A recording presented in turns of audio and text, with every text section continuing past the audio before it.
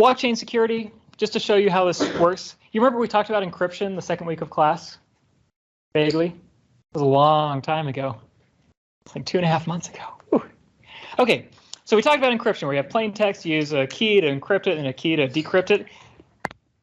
Blockchains are not this. Blockchains don't use cryptography the same way as you would with a secret message that you're sending someone else. Instead, it's actually quite simple.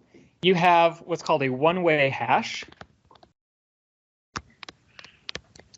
where you have your plain text, whatever the terms of your contract are or whatever. You're going to throw this through a hashing algorithm. And the hashing algorithm, instead of calculating ciphertext, it's going to calculate a digital fingerprint, which looks like ciphertext. It looks like just scrambled random numbers and letters. But the key thing is unlike regular encryption, once you've gone to the hash, you cannot go back. I mean, you cannot take that fingerprint and figure out what the original value was. The only thing that a hash does is if I take this and I change it from an exclamation point to a period,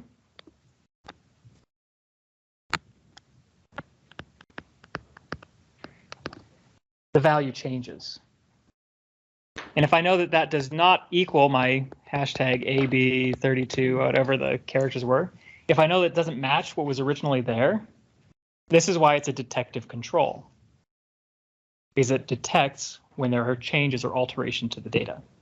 Okay, so that's basically what a blockchain is it's a way for us to validate the data so that we can detect when there are changes. And the distributed nature of it means that whatever the majority agrees on is the truth. Now, here's the cool thing. If I can convince the majority of my friends to commit fraud with me, guess what the truth becomes? Fraud. And this has actually happened with Coinbase and Bitcoin. So it's called a 51% attack, where if I can control 51% of the nodes that are calculating or mining the value, and I can give them a ledger that has a fraudulent transaction, that becomes the truth, and the previously true ones are ignored. So there's a problem, there's a potential issue with this whole consensus idea, because we can manipulate truth if we can convince enough people. For a large public one, it's really pretty hard to do, but not impossible.